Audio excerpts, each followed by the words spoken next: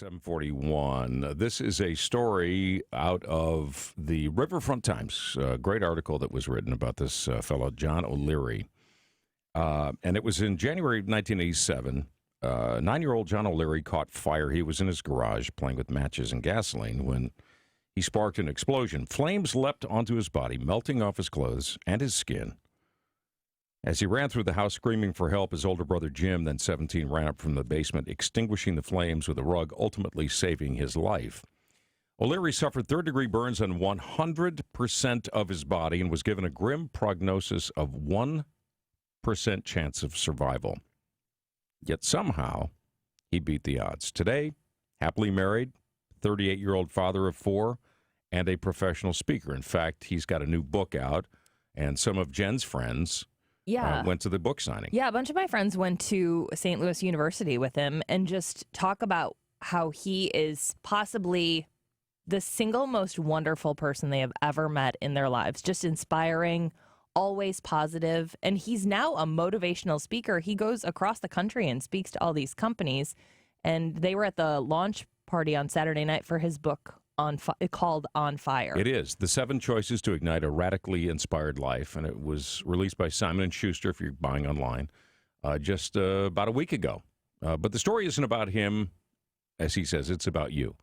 O'Leary has focused his story on many St. Louis, and some of them local celebrities, who helped him through his 5 months in the hospital and his many surgeries, including an amputation of his fingers in the 29 years that followed the fire. The book already striking a chord. It's been as high as number 4 on Amazon, and the number 1 new release in the happiness and self-help category. O'Leary calls it stunning. It's a really cool thing. Along with O'Leary's own experience, the book recounts the many St. Louisans who changed his life through simple actions that would have extraordinary consequences. There's a janitor who taught him how to walk again. Many of you will remember Gino Cavallini, the former St. Louis Blue, who became a fixture at the hospital as he recovered. And O'Leary's own mom, who was brave enough to tell him that surviving wasn't a given. Living was a choice he would have to make. And then there's the late Cardinals broadcaster Jack Buck, who O'Leary credits for making him who he is today. On the second day in the hospital, O'Leary lay strapped down to the bed, his eyes swollen shut, a tracheotomy in his throat, rendering him unable to speak. All he could do is listen. Then something extraordinary happened. The broadcaster for the Cardinals, the voice I grew up with, listening to and loving, walks into my room, he recalls, and encourages me with words, "Kid, wake up. You're going to live. You're going to survive. Keep fighting.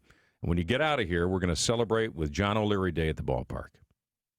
Now, for most young boys growing up in St. Louis, or for anyone living in the city, one visit from Jack Buck would have been enough.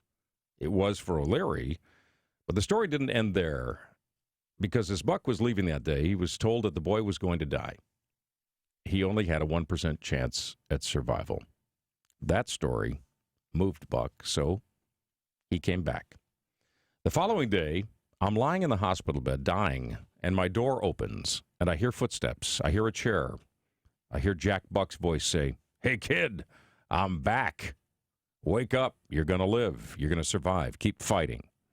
For the next 5 months, the visits from Buck continued. When Buck's duties with the Cardinals took him away, he sent somebody else in his place. In July of 1987, Jack Buck lived up to his promise. O'Leary celebrated John O'Leary Day at the Old Busch Stadium. By that point, O'Leary was Velcroed into a wheelchair. His fingers were gone. His skin just starting to grow back. The following day in the mailbox is a baseball from Jack Buck signed by Ozzie Smith and a note from Jack that read, "Kid, if you want a second baseball, all you have to do is sign a thank you letter to the man who sent the first one." The guy I knew could not write, but I also think he knew the power of inspiration and the power of connectivity. And with a little help from his parents, O'Leary was able to write the Cardinal shortstop a thank you note. And a few days later, another baseball arrived. And another note that began, "Kid, if you want a third baseball." By the end of 1987, Jack Buck had sent O'Leary 60 signed baseballs from players all around Major League Baseball, with 60 painstaking notes sent in return. 60 baseballs from a very busy guy teaching a little nobody in St. Louis how to write, O'Leary says, shaking his head. Yet there was one more baseball to come. On the night that O'Leary graduated from St. Louis University, Jack Buck presented him with the crystal baseball the broadcaster had received when he was inducted into the Hall of Fame. There's only one like it in the whole world.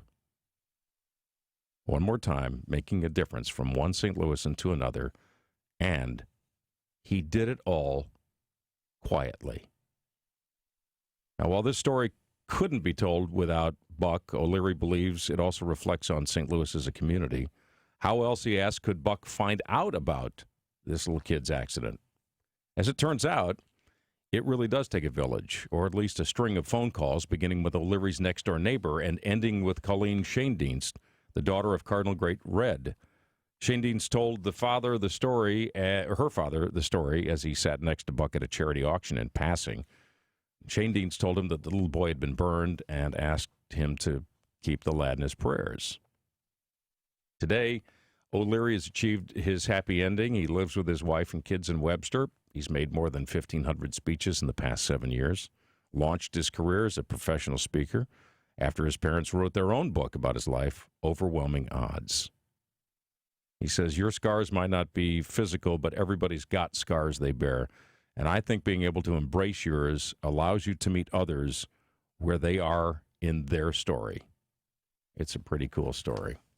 And pretty cool about Jack and Red and Colleen and all the people, Gino, the janitor, that helped this little boy live, not just become who he is, but and help other people now in return. It's a great story. 7:48 with the Phillips and Company Show.